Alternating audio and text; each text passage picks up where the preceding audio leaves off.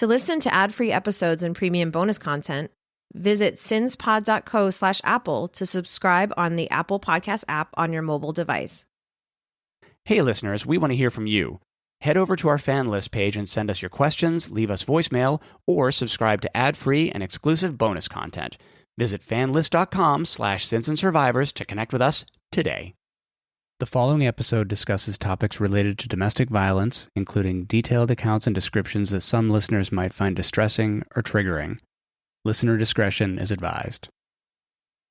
Michele Carson traveled to Las Vegas with her friend Vicki in October 2010. They came into town from West Covina, California, to get together with friends. One of those friends was Michele's ex-boyfriend, Justin Burns. We had no idea, absolutely no idea, until it was too late. John Carson, Michele's father, told the press after his daughter was found dead in the desert south of Las Vegas.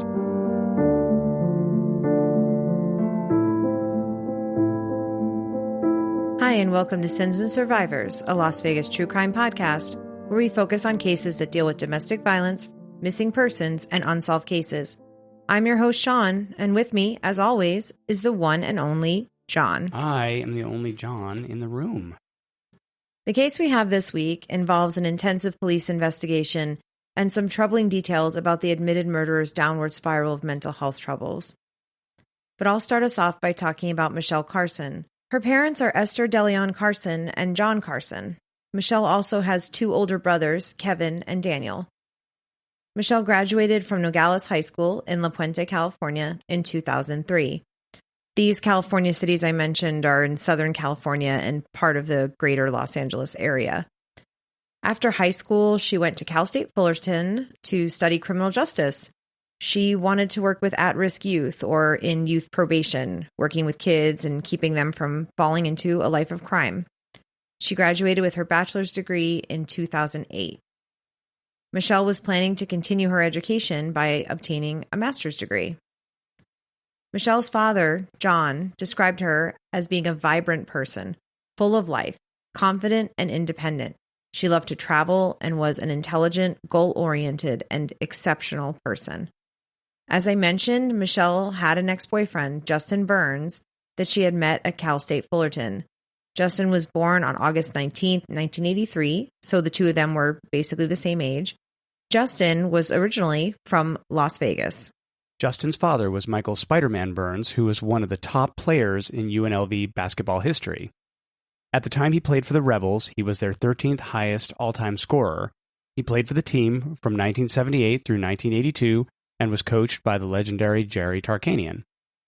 He led the team in assists and steals in 1980-81, and the year he graduated, 1982, he was the only UNLV player to be drafted in the NBA draft. He was drafted by the Chicago Bulls, but was not offered a contract. His mom was Betty Kincaid Burns, and he also had an older brother, Jason Burns, who also played college basketball like their father. He played for Georgetown for 1 year. Jason and Justin also have 3 younger sisters. Justin's parents divorced in 1998 when he was around 15 years old. His dad continued to live in Las Vegas, but his mom moved to Mississippi. Like his older brother, Justin also followed in his father's footsteps and played basketball for Bishop Gorman High School here in Las Vegas. He went on to play basketball in college. He was 6'7", and he played on the Cal State Fullerton team from 2004 to 2007. He was even named Player of the Week in the Big West men's basketball division in 2006. According to his coach, right before Justin was about to graduate, he left school suddenly. His coach said he had just disappeared, and the coach never heard from him. Justin returned to school the following year and tried to get back on track, but suddenly left school again. After he left Cal State, according to his dad, he went overseas and played basketball in Portugal, but then went back to live with his mom in Mississippi. His dad, Michael, said he had come back to Vegas hoping he would get back into shape and start playing basketball again.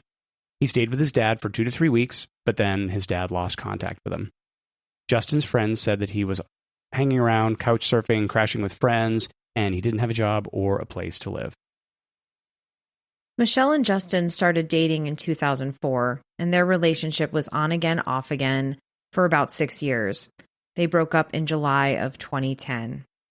During the time the two were dating, John had spent time with Justin between 10 and 15 times, and on holidays like Thanksgiving and Christmas.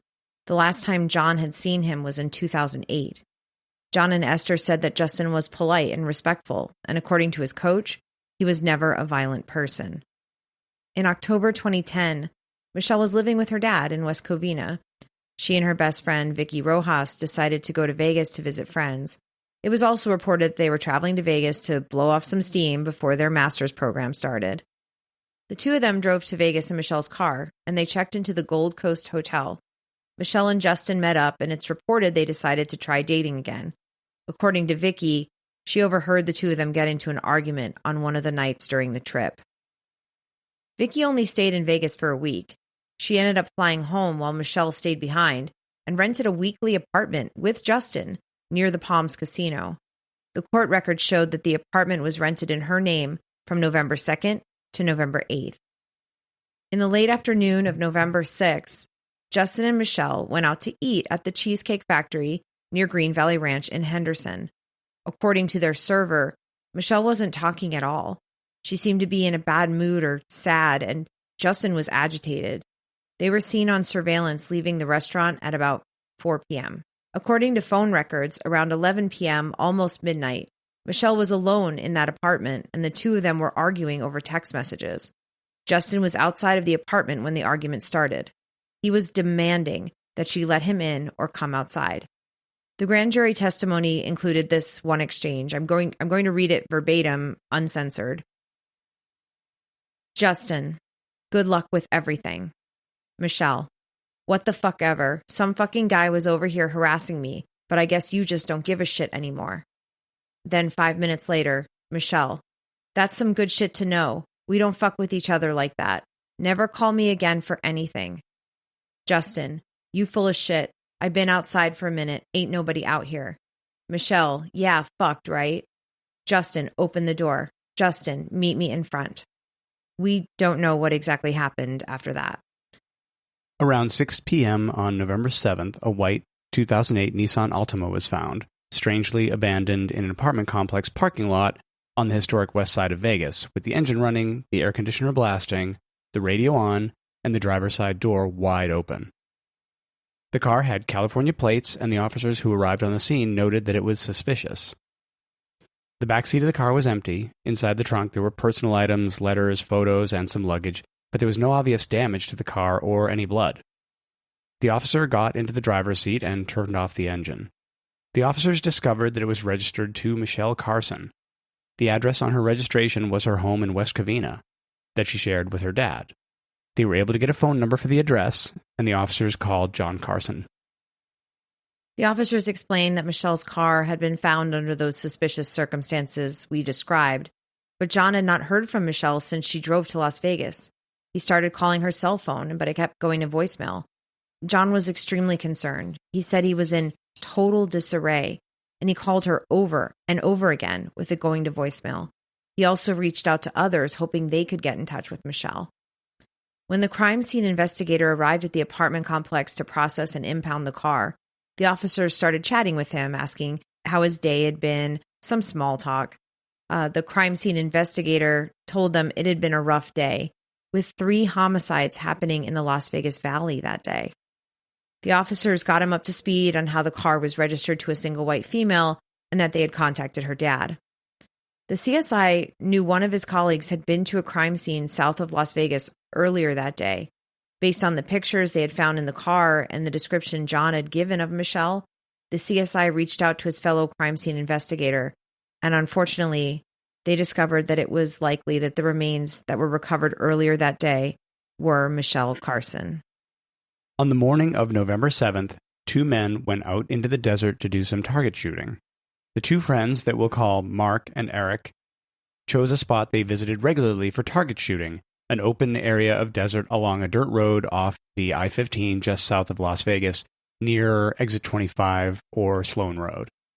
For anyone who's driven from Vegas to California, this exit is south of the M Casino but before 7 Magic Mountains, about 15 miles from the center of the strip near Jean. This was one of the hobbies these 2 friends enjoyed together. They spent some time launching and shooting clay targets as well as a few apples. When they ran out of targets, they walked further south along a creek bed, shooting at other random items in the desert. Mark noticed there was a pile of charred rocks off to the left of where they were walking. To Mark, this was a very strange thing to see because having a bonfire in the desert in that area wouldn't be the smartest idea. There was a lot of flammable debris and things including ammunition shells. They walked closer, and Mark saw what appeared to be a face and an arm sticking out from below the charred rocks. Mark said, as many people have said when they encounter a moment like this, that at first he thought it was a mannequin. He told the grand jury that slowly reality started to set in, and he realized it was a woman's body partially buried under the rocks. Mark and his friend went back to their cars. Mark called 911 and drove back out along the dirt road back toward Las Vegas Boulevard, leaving Eric where they had parked. Mark explained that he went out back to Las Vegas Boulevard so he could help direct officers to the correct location.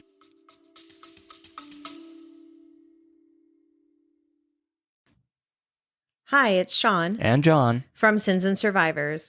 We think it's so important to bring you new podcast episodes centered on the victims of domestic violence, but we need your help. Head over to sinspod.co/Patreon and join one of our membership tiers starting at only $3 a month with a discount if you purchase a full year.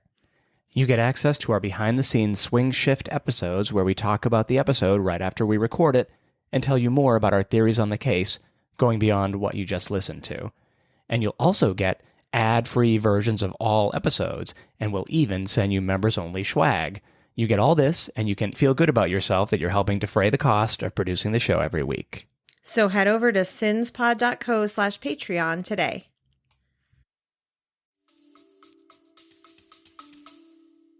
As Mark described, the rocks were charred and black and had been doused with gasoline, and were still smoldering. Michelle's body had been significantly burned.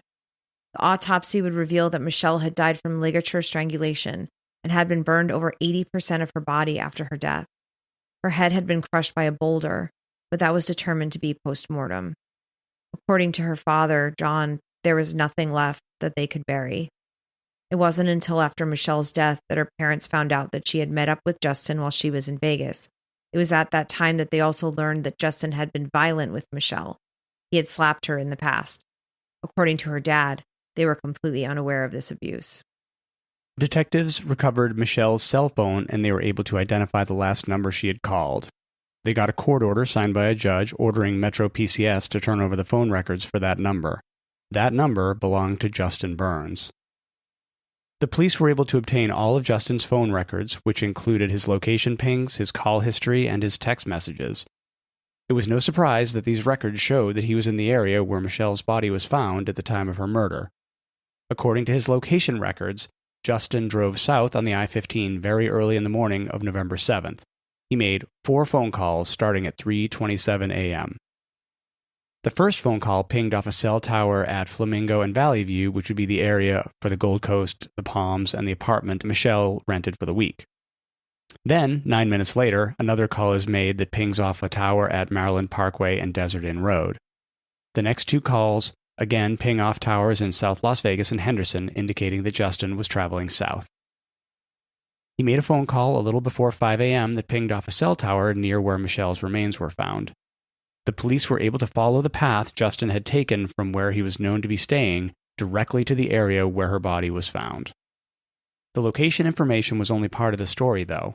Justin's phone records also revealed that a few days later, after the murder, he contacted a criminal defense attorney and a psychiatrist. Detectives determined that Justin had killed Michele, transported her body in the desert using her own car. After burning and burying her in rocks, he dumped the car on the historic West Side.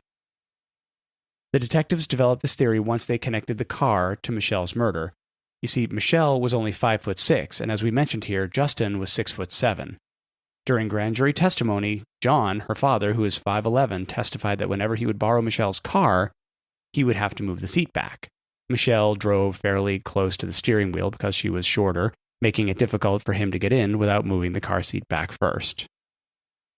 Given the position of the driver's seat when the car was found, the police knew that it wasn't likely that Michele was the one who had driven her car herself and abandoned it. The officer who got in the car was 5'9", and he stated he got into the driver's seat with no problem whatsoever. Consequently, the police theorized that Justin had taken the car and left it like that, hoping that it would be stolen. Detectives also discovered through the phone records that Justin's father, Michael, was contacting psychiatrists for Justin as a result of what the Las Vegas Sun called an incident with his girlfriend. On December 8th, the Las Vegas Sun reported that the police were asking the public for help, asking for tips and information. A woman that we'll call Tina came forward. She reported to Metro Police that her boyfriend, who we'll call Scott, told her that Jason Burns, Justin's brother, had told him that Justin had killed his girlfriend, burned her body, and buried her in the desert. The police were able to corroborate that story with Scott. Jason had in fact told him that Justin killed his girlfriend. Notably, Jason and Michael Burns reportedly did not assist in the investigation. His dad was told that Michelle's car was found, but he would not tell the police where Justin was. This sort of reminds us of what happened with Leslie Palacios' murder, which we covered a few weeks ago. In that case, Eric Ibarra's father helped him move Leslie's body into his truck so that Eric could drive her out to the desert and dispose of her in a very similar manner. Those two then fled to Mexico together. While Eric's father finally gave himself up, he never assisted the police in any way in finding his vile murderer son. The anniversary of Leslie's death is coming up, so we'll be sure to share information about that case if you haven't listened to it, as well as Eric Rangel's wanted poster. Further investigation revealed that Justin's parents had him committed to Monte Vista Hospital in November after Michelle's car was found. Monte Vista was a psychiatric hospital located here in Las Vegas, but it's now closed. According to Michael, Justin was acting paranoid and strange and was saying that people were after him. His dad had told the grand jury that while Justin was hospitalized there, he attempted suicide. Justin was then transferred to Southern Hills Hospital, however, on December 10th. He checked himself out of the hospital and fled to Mississippi. Michael stated that he discovered this when he called the hospital to check in on Justin, and the staff told him that he had just left. It took some time to track him down, but on March 17th, 2011, Justin was finally arrested in Mississippi. It had been 4 months since Michelle's death. According to reporting, he was hiding out with his family in Jackson. His arrest was a coordinated effort between the FBI, U.S. Marshals Service, Las Vegas Metro Police, and the Leake County Sheriff's Office. According to the FBI, he was arrested without incident. Justin was extradited back to Nevada. He was indicted on murder in the second degree with a deadly weapon. He pleaded not guilty and was held without bail. At the time of his arrest, John Carson told the San Gabriel Valley Tribune, "It is just devastating to our family. We lost our daughter. That they made an arrest, that he will not harm another person, what word can describe it?" John Carson did not provide a specific date to reporters, but this is interesting. John told the press that at some time while Justin was incarcerated, he wrote a letter to Michelle's parents.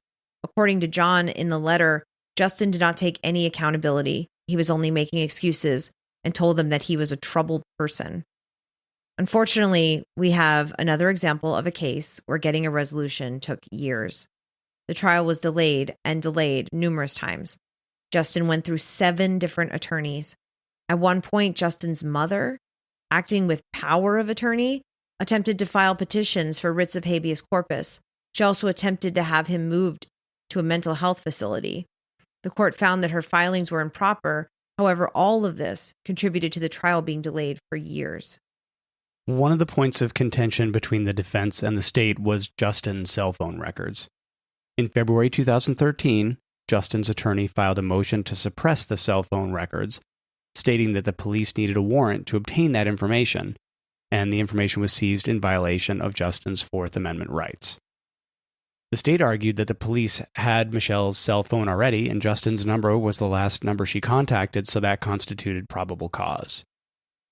The defense argued that the police had taken advantage of the cell phone, and that most people don't know they're being tracked by a cell phone, which 10 years ago may or may not have been a valid argument. The defense also argued that he had a reasonable expectation of privacy in those text messages, which, at this point in time, would definitely not be the case. Judge Vega ruled that the cell phone information, Justin's location pings, as well as the content of the text messages would be admissible in court.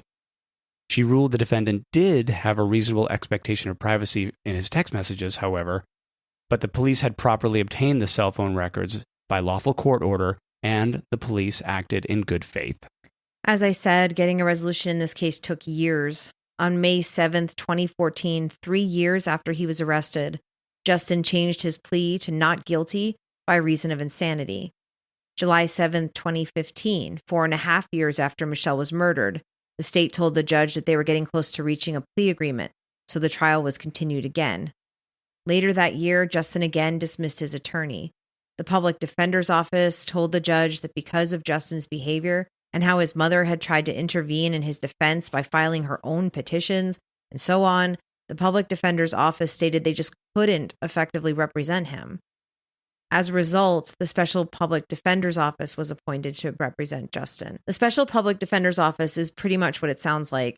In special situations where there's a conflict with the regular Public Defender's Office, the Special Public Defenders are available to represent defendants, but to me, it's not clear how effective they were able to be, because in December of 2015, Justin filed another petition called Urgent Matter Motion to Dismiss for Lack of Prosecution, Discovery Violation, and Violation of U.S. Constitutional Rights under 6th Amendment, 14th Amendment, Violation of State Constitution, Section 1, Inalienable Rights, Section 8, Depreciation of Rights, Section 8, Due Process of Law, Section 17, Involuntary Servitude. The document is 45 pages long. The court records from late 2015, early 2016 show that Justin's mental health was really taking a turn. He became unresponsive and he started refusing to eat or drink. As a result, he was involuntarily medicated and moved to a psychiatric hospital that's called Rawson Neal. He received treatment and medication, and on May 6, 2016, he was found competent to stand trial. However, by November, Justin was refusing to take his medication and needed to be medicated involuntarily again. Throughout this whole ordeal, John Carson was present at every hearing that occurred, desperate for justice and resolution for Michele. In an interview with the San Gabriel Valley Tribune, John reported that during Justin's incarceration, John and Esther actually met with Justin. John told him that he had to accept accountability and stop delaying the trial. Thankfully for Michele's parents, on July 31st, 2017, Justin agreed to plead guilty to murder in the second degree with the use of a deadly weapon. He was sentenced to 10 to 25 years, and he would be eligible for parole after 10 years. With time served, that meant that Justin's first parole hearing was held in 2020. Michele's dad drove in from California to be there at the parole hearing. Justin was not present, but John was able to make a statement and parole was denied. His next hearing would be in December of 2023. He never made it to a second parole hearing. On June 8, 2023, Justin Burns died by suicide in prison. He was 39 years old. John found out when he got an alert on his phone that Justin's inmate status had changed, and when he called the Nevada Department of Corrections, they told him that Justin had been found dead in his cell. John was quoted as saying, "I was relieved. He would never ever hurt another person. The rest of my life was going to be spent to keep him behind bars. I don't believe in a death penalty, but I believe if you're that sick, there's something wired wrong. He's a loose cannon, and I sincerely felt he would have murdered again." He told reporters that he cried when he heard the news because he was sad for Justin's family, but also relieved for his own family. He expressed a great appreciation to the DA's office and for Las Vegas Metro's victim advocate that helped him during the whole process. After Justin's death, as we stated, John was very relieved that he didn't have to attend any more hearings and that he wouldn't have to worry about Justin getting out of prison and hurting or killing anyone else. In light of the circumstances of Michele's murder, her parents became domestic violence advocates. They told the Daily Breeze that they had never given much thought to domestic violence until they learned Michele had been a victim. Her parents visited Las Vegas frequently to attend domestic violence awareness events. John has said, "I don't want any other parent to go through the pain I and my family went through." He says some secrets shouldn't be kept and that violence can escalate quickly. He wants to encourage people to speak out and get help. Michele's friend Vicki has said that she wishes she hadn't kept Justin's abuse a secret from Michele's parents. She said she never thought it would reach a place where Michele would be killed. We understand where Vicki and John are coming from, and that's a part of why we do this podcast. Michelle's family and friends suffered a horrible loss. We can't know for sure if anything they could have done would have prevented Michelle's death, but in these situations, we know that doing nothing definitely will not make a difference. We have resources in our show notes and on our website, sinsandsurvivors.com, and we encourage anyone who's experiencing domestic violence or affected by it in any way to reach out to resources for support. Also, anyone going through mental health struggles can call 988 for help. If you're enjoying the podcast, please visit your platform of choice and give us a review. Apple Podcasts, Spotify, Amazon Music, wherever. It helps get the word out about these important stories. We'll continue the conversation on this week's Swing Shift Now, our overtime episode.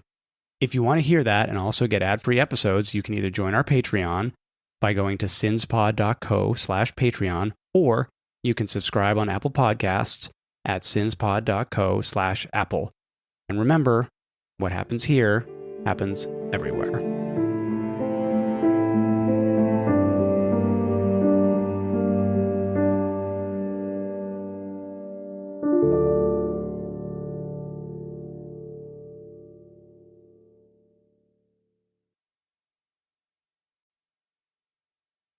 Thanks for listening. Visit sinspod.co/subscribe for exclusive bonus content and to listen ad-free. Remember to like and follow us on Instagram, Facebook, TikTok, and Threads at Sins and Survivors. If you're enjoying the podcast, please leave us a review on your podcast platform of choice. You can contact us at questions@sinsandsurvivors.com. If you or someone you know is affected by domestic violence or needs support, please reach out to local resources or the National Domestic Violence Hotline. A list of resources is available on our website, sinsandsurvivors.com. Sins and Survivors, a Las Vegas true crime podcast, is researched, written, and produced by your hosts, Sean and John. The information shared in this podcast is accurate at the time of recording. If you have questions, concerns, or corrections, please email us. Links to source material for this episode can be found on our website, sinsandsurvivors.com. The views and opinions expressed in this podcast are solely those of the podcast creators, hosts, and their guests. All individuals are innocent until proven guilty. This content does not constitute legal advice. Listeners are encouraged to consult with legal professionals for guidance.